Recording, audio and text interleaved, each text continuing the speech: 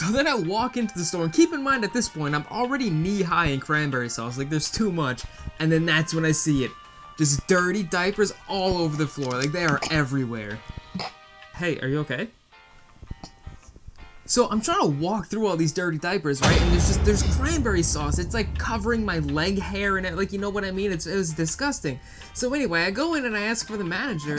Yo, what's wrong with you? Okay, well, how about you drink some water? Maybe it'll help you.